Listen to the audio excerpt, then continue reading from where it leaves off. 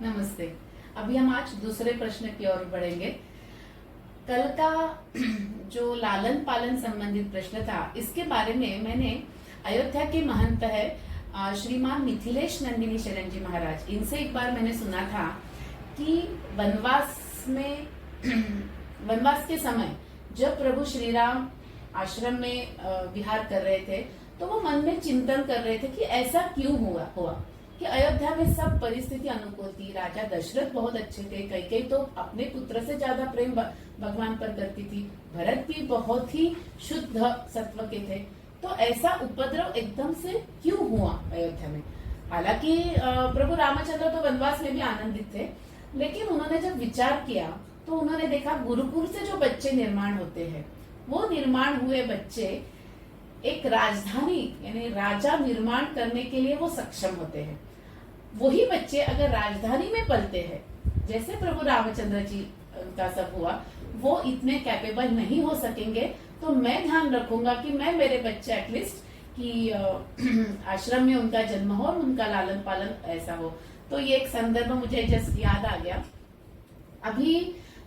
हम अभी बाल लीला पर चर्चा कर रहे हैं कि श्री राम की बाल लीला, लवकुश की बाल लीला, ये सब चल रहा है। तो एक छोटा सा एक बाल लीला का एक प्रसंग हम लेंगे। जब माता कौशल्या बड़े लाल प्यार से भगवान को खिला रही थी, चावल खिला रही थी, तब भगवान को आकाश में जो चंद्रमा था, उन्होंने आकाश का चंद्रमा देखा और जिद की, हट किया कि मुझे वो चंद्रमा अभी चाहिए। तो माता ने क्या किया?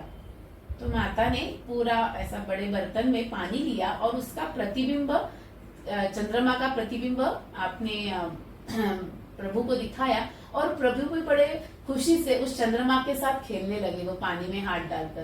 तो ये जो प्रसंग हम देखते हैं, तो माँ ने नहीं बोला, यहाँ पे माँ ने नहीं बोला, लेकिन उनकी जिद तो पूर्ण की।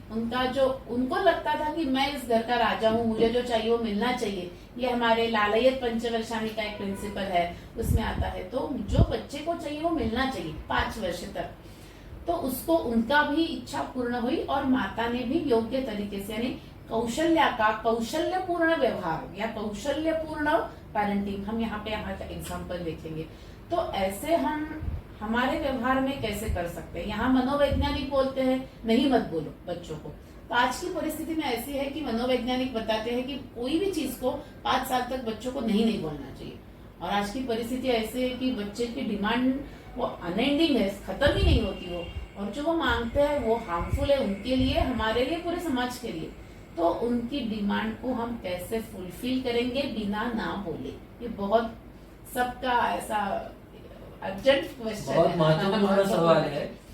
इसका 2 लाइन में आंसर देना बहुत मुश्किल है, क्योंकि जो आपने बताया कि पेरेंटिंग में जो 3 महत्वपूर्ण स्टेप्स आर्य चाणक्य ने बताया है कि लालयत पंचवर्षाणी दशवर्षाणी ताडयेत प्राप्ते तो षोडशी वर्षे पुत्रम मित्र वदाचते।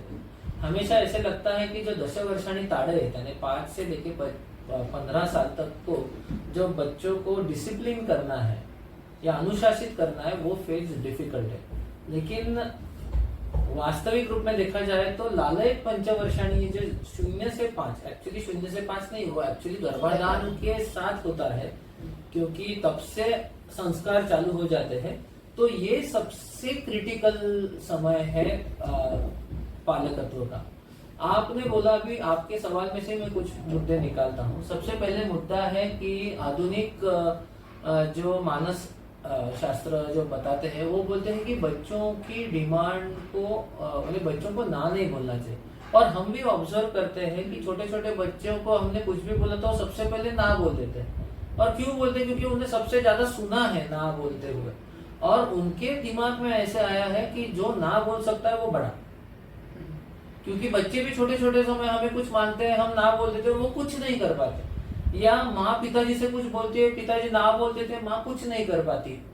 तो वास्तविक निगेटिविटी वो ना से बढ़ती है घर में, इसलिए ना बोलना नहीं चाहिए। ये केवल बच्चों और बड़ों के बीच के व्यवहार के लिए लागू नहीं है। ये 2 बड़े जब बात कर रहे हैं या हर एक किसी भी सिचुएशन में नकारात्मकता ही सबसे कम आनी चाहिए, तो अपने आप पॉजिटिविटी बढ़ती है। तो ये बहुत महत्वपूर्ण प्रिंसिपल है।